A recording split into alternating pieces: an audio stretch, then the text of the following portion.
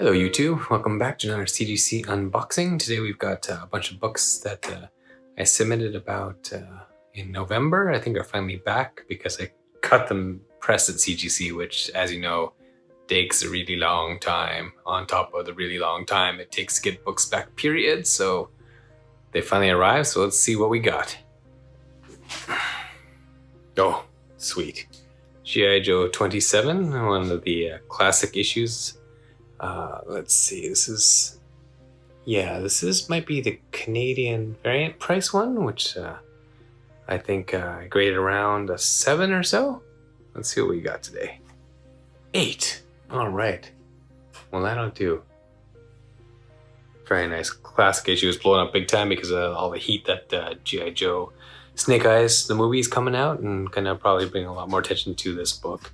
And maybe it's already peaked, or may have a little bit more room to grow as well too, but for me it's always a classic because I love G.I. Joe from the 80s, and these comics by Larry Hama were some of the best ones I thought of all time. And of course, anything with Snake Eyes or Storm Shadow is gonna be classic, so that's a great book to have in the collection. And this came from the old childhood collection too, so this has been in a box in my sister's basement for 30 years, and dusted it off, got it pressed, and here it comes back. Not bad. Aha. Here's the other one. So this one, it's funny, they didn't note the price variant because one of these is a Canadian price variant, which one is 75 cents versus one is 60 cents, which I believe 60 cents, of course, is the American version, and 75 cents is a Canadian price variant. So I didn't even note that, which is too bad because I was hoping they would kind of do that. But oh well, I know what it is at least. And this one, I think I thought maybe might be a slightly higher grade. One of them is a higher grade than the other one, so let's see what this one gets. Oh, 9.4. I guess this is the higher grade one, so yeah, not bad. So the story behind this is that because as a young kid, I had an account at the local hobby shop that would hold comics for me, but I would forget because I was a dumb kid, and I would go to the local downtown comic shop called Arthur's, and I would be so excited for G.I. Joe to come out that I would buy it.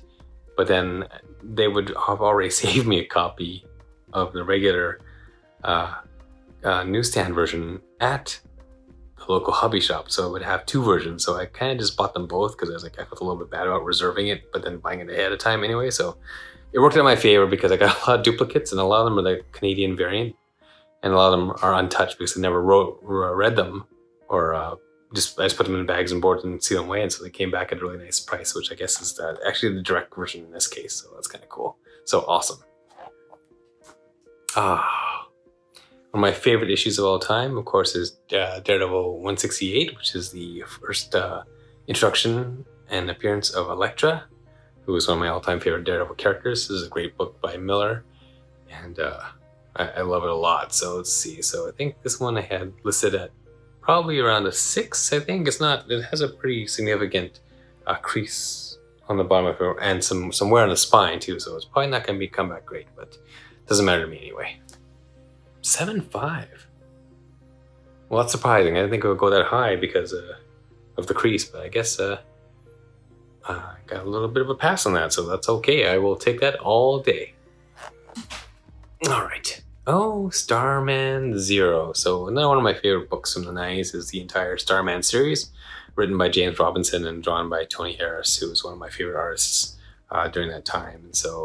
And Starman, I don't know why this book isn't already a TV show or a movie, because honestly, it's the easiest to translate into a Hollywood property. The guy wears like regular clothes. You don't have to deal with a crazy outfit or try to figure out how to make a superhero look good on TV, because he looks like a regular guy. And the script in this storyline was fantastic, so I don't know why nothing's happened with this yet, but still one of my favorite comic books of the later 90s / 2000. So let's see what we got here. I think I estimated this one at maybe a 9. So let's see what we got. Wow. Well, that's okay. That's even better than I thought. 9.8. I'll take that all day. Gorgeous. All right. Oh. So X-Men 109's first appearance of Weapon Alpha / who later becomes Guardian and the leader of Alpha Flight, of course. This is a book dear to my heart because I am Canadian. John Byrne's Canadian, so this is actually a great super Canadian team up. And well, of course, Wolverine's Canadian too, so you know it's kind of a double on that side. So as they say, so this one I think I rated it probably about an 8 or so. So let's see what we got back. 8.5. All right, fair enough. That's great. I'll take a little tiny bump. Bump is a bump, right? So we'll take it.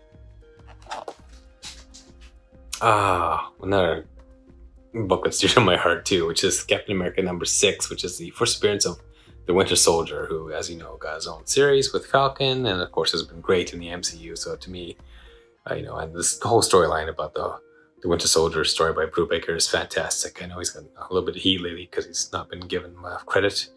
I credit him well for this run and for that character because he made it all work in this fantastic book. And this is a fantastic issue, which let's see. So I had it listed about an 8 because there was actually like a pretty big crease down the right side of the page, which hopefully they pressed out, but it's kind of a tough book to keep perfect. So let's see if we got close to an 8. Holy smokes. Wow. Well, their presser team did a pretty good job, I would say. So fantastic. I love that. Super happy. All right.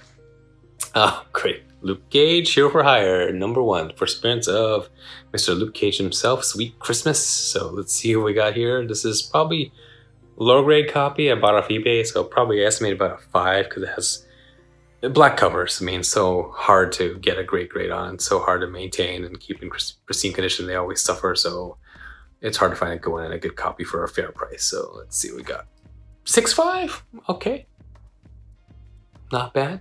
I would definitely take that. That's great for the old PC.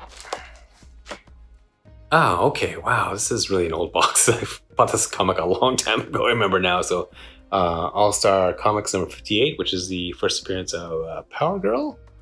And she's on the cover, which makes this another great cover. And plus Dr. Fate's in the front too, and some of the old All-Star Squadron as well too. Classic Jay Garrick and classic Green Lantern on the front there too. So I think this is about a 6 because it came, I had a few issues with it. So this is about a 6 or so on grade level. So let's see what we got. 7. Nice. I'll take that all day. Fantastic. Great card. And that is it. So again, thank you for watching, and please like and subscribe to this video if you enjoyed it, and look forward to showing you some more stuff in the next couple of days.